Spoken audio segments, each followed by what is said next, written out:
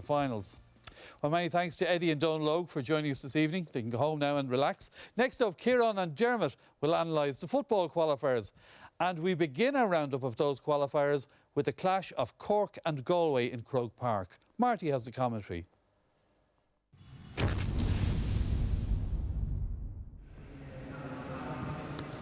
Cork manager Conor Coonahan makes 6 changes to the team that started against Kerry in the Munster final.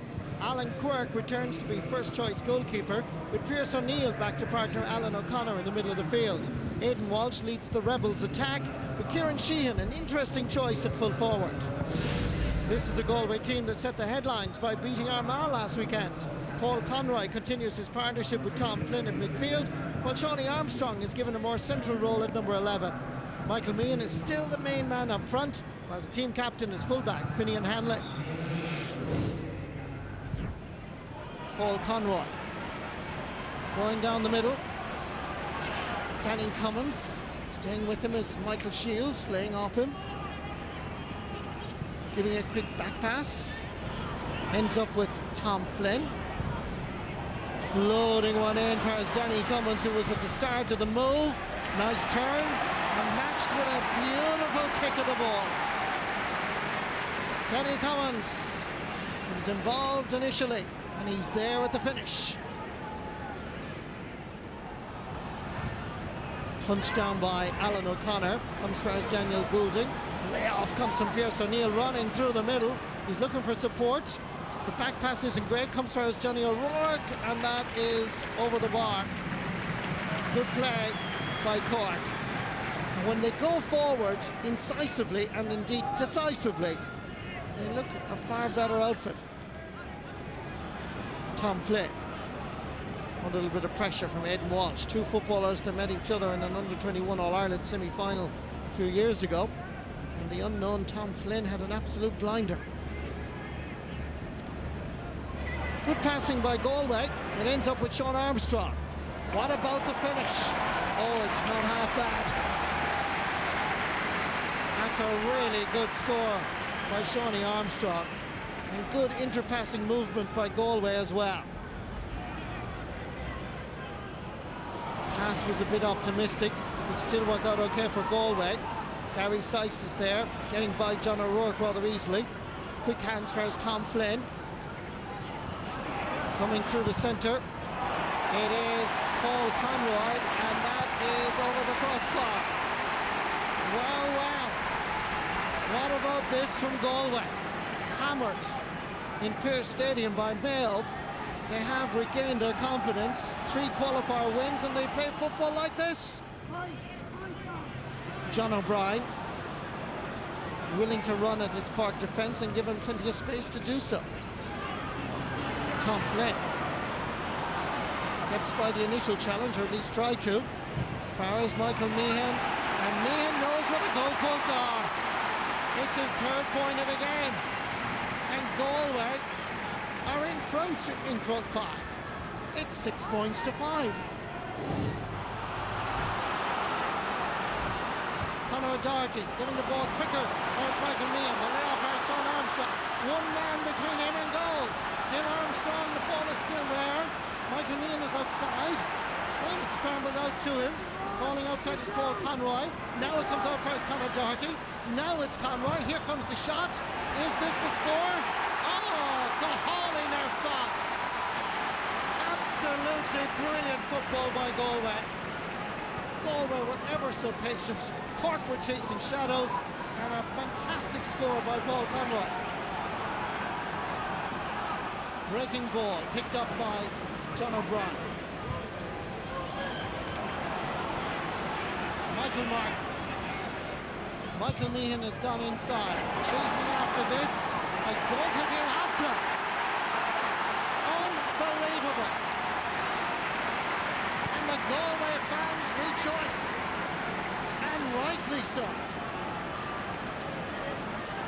Ball picked up by Pearse O'Neill. Far as Aidan Walsh. Graham Canty gone forward. Thomas Clancy is there as well. Paul Kerrigan. Getting a ball inside. Far as Mark Collins. turns and he flicks it over the crossbar. Good score by the Castlehaven man, created by Aidan Walsh. Kick out from Alan Quirk. Punch forward superbly.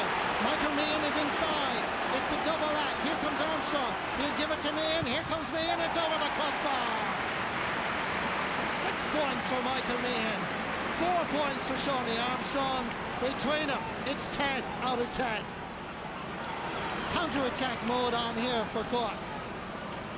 Available is Mark Collins. Wonderful combination. Here comes the shot off the butt of the post. Manus Brannock was beaten, and you'd have to say after that perhaps it is not Cork's day. It looked like it was heading to the bottom left-hand corner. Still danger. It is in the back of the net now. Aidan Walsh gets the flick, and Cork are back in the game. Oh my God, what a game here in Croke Park. This was the first miss. It was a rocket of a shot. Then comes the cross in. Aidan Walsh palming it into the empty net. Ball comes down towards Paddy Kelly. Into the path of Pierce O'Neill. Will he go for the goal again? He takes his point.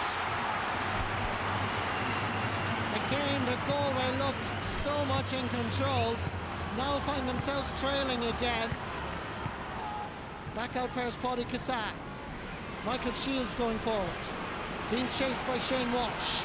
Experience. A vital factor. Look how far he's gone now. He's heading for the 20-metre line, and he's heading to put his name on the score sheet. Excellent play by Michael Shields. And Galway go back into the counter-attack. Shane Walsh floating this one in. Up goes Michael Meehan. Meehan is pulled down. Was this inside the large rectangle? You sense not. It's a free in, and it's not a penalty. 10 Corkmen on the goal line. Michael Meehan, interestingly, puts the ball on the ground. Facing Alan Quirk and goal. Drives it into the back of the net. Incredible! Half the Cork team were on the goal line. And what about this for a bullet? In off the top of the crossbar. Unstoppable. 73 minutes, 40 seconds. 1 point between the teams. The referee blows the full-time whistle, and it is joy for Cork, heartbreak, devastation for Galway. Galway are out of the championship. Cork go through to the quarterfinals. Full-time score in this All-Ireland qualifier. Cork 1 goal and 17 points. Galway 116. Give old fellas fierce credit. It didn't look great, and they stuck in, and they battled their way back. And look, that's a quality that's hard to come by. So look, have to be happy to be in a quarter final. We were right there to the end. Could have won that game. Maybe should have won the game, but bitterly disappointed that we're out of the championship. You can understand their disappointment, Dermot Early. It was a cracking game. Were Cork a bit lucky? Yeah, I think Conor Coonan got it right there. He said it himself that towards the end of the game, that's when they pulled away. But for a long time in this game, Galway were the class team. They looked like the team that were on top. And it was only until the last 5 minutes, Galway were still 3 points up, and Cork got the goal. So that turned it around. And I suppose for Galway, that killer blow with so late in the game probably was a big factor. And then Cork, with the talent that they have, were able to tap on a few scores at the end and just got enough. They just tagged on that 4-point lead, and it was enough because we saw Michael Meehan there drill the penalty. So, they'll be happy enough with the win, but not happy enough with the performance. But they're in a quarter-final next week. They have a week to improve on that. All right. A week to improve, Kieran. There were elements you didn't like about the Cork performance, their defensive setup, for instance. Cork are a bit of a conundrum, really, Des, at the moment. And, there was talk all year that they were implementing a new defensive plan and getting men behind the ball. And I think they got to Croke Park yesterday, and I think they tried to do an element of this. And particularly in the first half, they, 8-9 men behind the ball. But look, when this Paul Connery just saunters through, they're effectively doing nothing. There's no intensity, there's no tackle count, and he's able to pick Micheál Martin out in the corner. This happened constantly in the first half. They're like a poor man's Donegal or Tyrone. They get men back, but Galway still carved them open. And in fairness, Galway picked off some great scores in this run of play, but really they shouldn't. You know, Cork have enough men back there. You know, they're the 8 or 9 players back. Mike and me and turns and pops it over the bar. So for me, I don't know where Cork are at. I don't know what type of style of football they're trying to play. I think Cork are best suited to playing an attacking game of football. Again, here's another perfect example. 10, 11 men back in their own half. Paul Conroy just saunters onto this and over the bar. So the makeup of the Cork team, I think, should be playing more attacking football. They're getting men back, but what's penalising them is at the other end of the pitch. You know, Mark Collins and John O'Rourke dropped back, but when Cork did break out yesterday, they didn't have much to hit on the full forward line. They ran into walls. They were slow and ponderous coming out. So I still think tactically they have a hell of a lot to get right. Now Galway deserve a hell of a lot of credit because Galway really went at Cork yesterday. They played some fantastic football. They picked off some great scores. You know, as Dermot said, it was only in the last few minutes when they came through and won the game. Who stood out for you in that Galway performance, Dermot? Well, I think, you know, Galway showed they had a couple of leaders, and I suppose, you know, at the start after the Mayo game, they were criticised for being leaderless. They were, you know, no more Park Joyce, no more Joe Bergen, and they had all these under-21s coming through. And I suppose we forgot